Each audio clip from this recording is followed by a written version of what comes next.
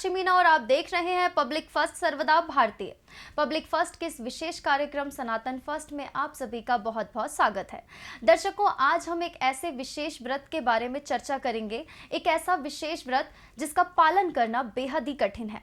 जी हाँ, हम बात कर रहे हैं हरतालिका तीज व्रत के बारे में। आज इस विषय पर चर्चा करने के लिए हमारे साथ स्टूडियो में मौजूद हैं ज्योतिष आचार्य पंडित गजेंद्र शास्त्री जी। पंडित जी, बहुत बहुत स्वागत है आपका हमारे इस विशेष कार्यक्रम सनातन फर्स्ट में। पंडित जी, हरतालिका व्रत जिसे हरतालिका तीज कहते हैं, इस व्रत का क्या महत्व है, इसकी कथा क्या है, इसका सनातन धर्म से कोई नाता है? बहुत बढ़िया प्रश्न। भगवान त्रैलोकी के नाथ हर जगह विराजमान है। हरतालिका तीज व्रत जो कि भगवान भोले बाबा सबकी मनोकामना पूरी करने के लिए वहां पर हिमालय पर बैठे हुए हैं। हिमालय पर बैठे हुए हैं, माँ पार्वती साथ में बैठी हुई है। तो माँ पार्वती बोलती हैं कि हे महाराज श्री, हे महादेव, देवों के देव महादेव, ये जो आपकी मुंडों की मालाएं हैं ये 108 हैं, ये क्या है और कैसे आपने इसको धारण कर रखा है? तब वो भोले बाबा बोलते हैं, हे पार्वती, हे गिरजेश, ये सब मुंडों की माला मेरी धर्म पत्नियों की हैं। माँ पार्वती जी के इतने जन्म हुए हैं, मैं आपसे इतना प्रेम करता हूँ, इतना स्नेह करता हूँ कि मैं ये माला धारण करके ही चलता हूँ हमेशा। तब माँ पार्वती कहती है कि हे प्राणनाथ, हे महादेव जी, आप ऐसा कौन सा पुण्य है, ऐसा कौन सा पुण्य किया है मैंने जिसके कारण मैं आपकी अर्धांगिनी बनी हूँ? तब महादेव जी कहते हैं, महादेव जी कथा सुनाते हैं माँ पार्वती को कि हिमाचल में यहाँ पर हिमाचल में जहाँ पर राजा किया आपका जन्म हुआ था, तब आपने खूब तपस्या की।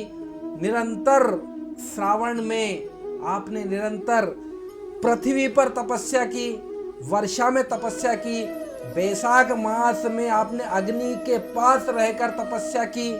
ऐसे सब ऋतुओं के विपरीत आपने बहुत तपस्या की। तब नारद जी ने, जो कि पहले के मुख्य मीडिया कर्मी थे, हेड थे, तब नारद भगवान आए, उनके पिताजी को बताया कि आपकी सुपुत्री बहुत सुंदर है, बहुत धर्मात्मा है, बहुत ही ज्ञानवान है, उसको विष्णु भगवान के लिए वरण किया जाए। तब उन्होंने, उनके पिताश्री ने बताया कि ठीक है नारद जी, आप कहते हो तो मैं विष्णु भगवान के लिए अपनी पुत्री को देने के लिए तैयार हूँ।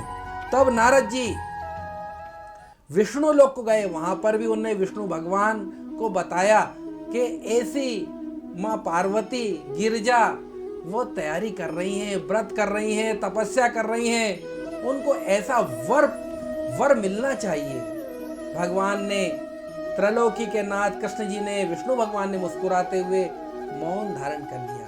जैसे ही पता चला माँ पार्वती जी को, गिरजेश को पता चला कि ये विष्णु भगवान के लिए मेरे पिताजी व्रत उद्यापन को प्रसन्न करने के लिए ये कर रहे हैं, तो वो नाराज हो गई और वो निरंतर वहां से तपस्या करने के लिए गुफा में चली गई। गुफा में उन्होंने बालू के रेत का शिवलिंग बनाया और शिवलिंग बनाकर बीलपत्री, दूध से, दही से, शहद से, शक्कर से, घी से, सब औषधियों से स्नान कराकर प्रार्थना करने लगी कि हे भोले बाबा, मैं नारायण की पत्नी बनना नहीं चाहती हो, मैंने तपस्या आपके लिए ही की है। हे भोले त्रिपुरारी, त्रैलोकी के नाथ, जैसे उन्होंने हस्त नक्षत्र में भाद्रपद की तृतीया में ये हरतालिका तीज का व्रत किया, निरंतर 24 घंटे जल नहीं पिया, तब भगवान को जैसे ही शिवरात्रि हुई, 3 पहर 4 पहर जागरण किया, तब भोले बाबा प्रसन्न हो गए और एकदम तुरंत वहां पर आकर बोले, हे गिरजेश, हे पार्वती, क्या चाहती हो तुम? इतना तप, क्यों कर रही हो? दूध से, दही से, समी पत्र से, विधि विधान से पूजन कर रही हो और शिवलिंग का निर्माण करके क्या चाहती क्या हो? तो उन्होंने कहा, प्रभु मैं आपको पति के रूप में चाहती हूँ। अब भोले बाबा तो भोले बाबा है, उन्होंने कहा तथास्तु कहकर वो वहां पर से चली गई। महादेव जी वहां पर चले गए। माँ पार्वती जी ने शिवलिंग का पूजन किया, सुबह प्रातः कालीन उसका विसर्जन किया और विधि विधान पूर्वक भगवान शंकर जी पार्वती जी का विवाह संपन्न हुआ। जी पंडित जी, इस व्रत को क्या कुंवारी लड़कियां या सौभाग्यशाली स्त्रियां ही रख सकती हैं?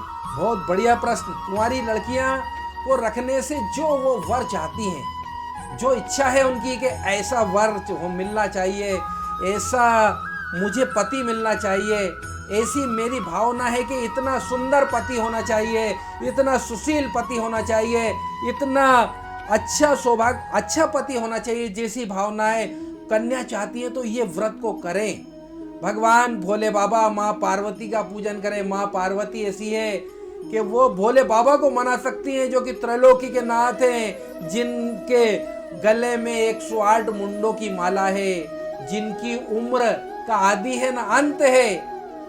पार्वती जी के 100 मुंड उनके गले में है। ऐसी माँ पार्वती जी का शंकर भगवान का व्रत करें। और जो सौभाग्यशाली स्त्रियां हैं उनको भी सारी मनोकामनाएं पूरी होती है, सौभाग्यशाली होती है। जी पंडित जी, इस व्रत को रखने के लिए किन किन सावधानियों को बरतना चाहिए? सावधानियां, जैसे हरतालिका तीज के व्रत में एक दिन पहले ही रात्रि कालीन में कुछ स्वल्पाहार करते हैं, कम भोजन करते हैं। स्वल्पाहार का मतलब है कम भोजन करते हैं। कई जगह ककड़ी खाते हैं, शाम को कुछ फल लेते हैं, बाकी भोजन नहीं करते। दूसरे दिन दिन भर अन्न जल नहीं लेते, अन्न जल सब त्याग देते हैं। रात्रि में 8 बजे भगवान भोले बाबा का 4 पहर पूजन करते हैं। 4 पहर से रात्रि में 8 बजे, 12 बजे, 3 बजे और सुबह 5 बजे, ऐसे 4 पहर में भगवान का पूजन करते हैं। दूध से, दही से, शहद से, शक्कर से विधि विधान पूर्वक मंडल बनाते हैं। केले के पत्ते की उनका श्रृंगार करते हैं, भगवान की झोपड़ी बनाते हैं, भगवान का मंडल बनाते हैं, भगवान का मंदिर बनाते हैं, पत्तों का उसमें बिठाकर 4 पहर पूजन करते हैं और रात्रि में ही जल या चाय या कुछ लेते हैं। इसलिए सावधानी पूर्वक बीच में खंडित नहीं करें व्रत को। और अगर किसी का स्वास्थ्य गड़बड़ है या कोई कुछ लेना है दवाई, तो वो ले भी सकते हैं। जी पंडित जी, इस व्रत को रखने से क्या लाभ मिलता है? क्या लाभ नहीं मिलता है? भगवान त्रैलोकी के नाथ ऐसे देवता हैं कि जो मांगो वो दे देते हैं। कि ये मुझे वर चाहिए, ये मुझे पति चाहिए, ये मुझे धन चाहिए, ये मुझे पुत्र चाहिए। ओम त्र्यंबकम यजामहे सुगंधिम पुष्टिवर्धनम उर्वारुकमिव बंधनान मृत्योर्मुक्षीयमामृतात्। जो भी चाहेंगे सब मिलेगा। जो भी चाहेंगे, जो आप चाहेंगे, जो आपके भाग्य में नहीं है, आपने सोचा है कि मुझे ये प्राप्त होना चाहिए, लगातार 7 जन्मों में आपको नहीं प्राप्त होना है।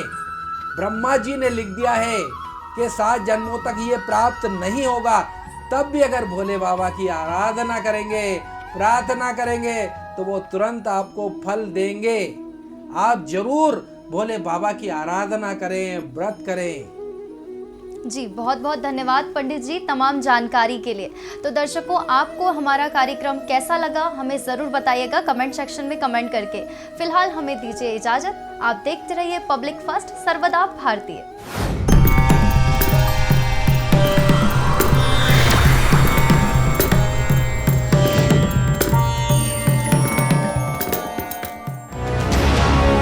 ये है इंडिया फर्स्ट कम्युनिकेशन और आप देख रहे हैं पब्लिक फर्स्ट, सर्वदा भारतीय।